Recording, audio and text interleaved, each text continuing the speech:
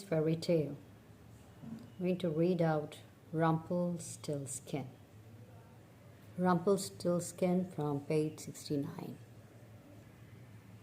Once upon a time, there was a miller who had a very beautiful daughter. She was not only beautiful, but shrewd and clever. And her father was never tired of boasting about the wonderful things that she could do. One day, having to go to the palace on business, he told the king that his daughter could spin gold out of straw. Now, the king was very fond of money. When he heard the miller's boast, he at once ordered the girl to be brought before him. Then he led her to a room where there was a great quantity of straw, gave her a spinning wheel, and said, "All this straw must be spun into gold before morning.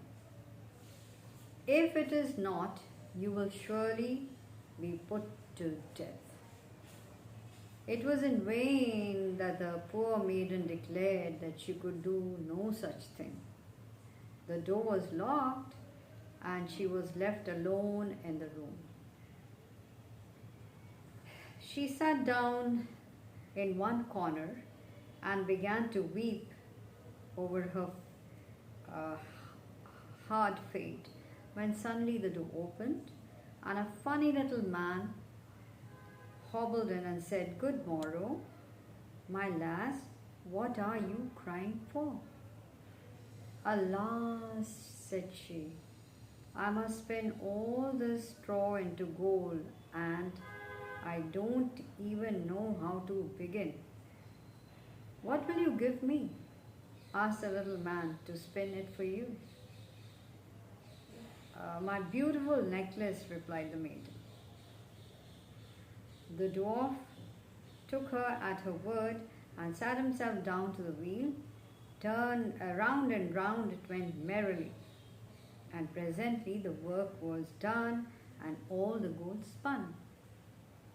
When the king came and saw this, he was greatly surprised and pleased, but his heart grew still more greedy, and he shut up the poor miller's daughter in another room with a fresh task. She knew not what to do and sat down once more to weep. But the little man presently opened the door and asked, "What will you give me to do your task?" "This diamond ring," replied she. So her little friend took the ring and worked away at the wheel till by morning all was finished again. The king was greatly delighted to see all this glittering treasure, but still he was not satisfied, and took the miller's daughter into a yet larger room and said, "If all this is spun tonight, you shall be my queen." As soon as she was alone, the dwarf came in and asked, "What will you give me to spin the gold for you this third time?" "I have nothing left to give," said she. "Then promise me," said the little man, "your first little child when you are queen." "That may never be," thought the miller's daughter, and as she knew no other way to get her task done, she promised what he had asked, and he spun once more the whole heap of gold.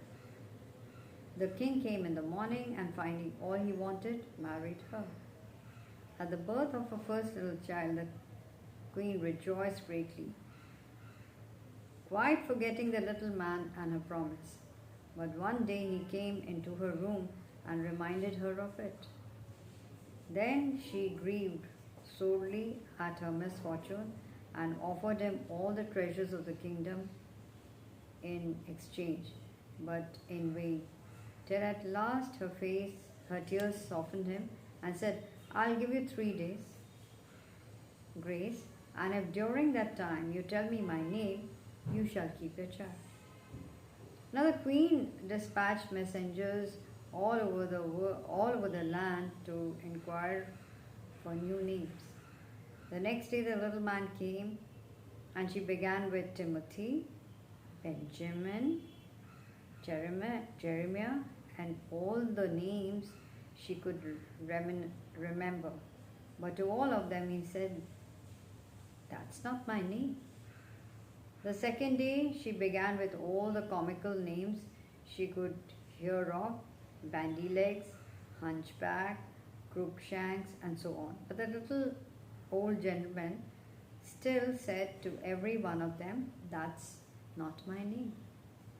The third day came back one of the messengers and said, as I was climbing a high hill among the trees of the forest, I saw a little hut, and before the hut burnt a fire, and round about the fire danced a funny little man upon one leg and sang, today I'll brew, tomorrow bake, merrily I'll dance and sing, tomorrow will a baby bring, the lady cannot stop my game, Rumpelstiltskin is my name.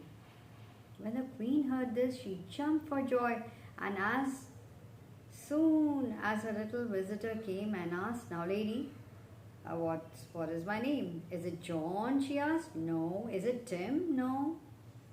Can your name be Rumpelstiltskin? Some witch told you that. Some witch told you that, cried the little man, and dashed his right foot in a rage so deep into the floor that he was forced to lay hold of it with both hands to pull it out. Then he made the best of his way off, whilst everybody laughed at him for having had all his troubles for nothing, and the queen never saw him again. So that's the story.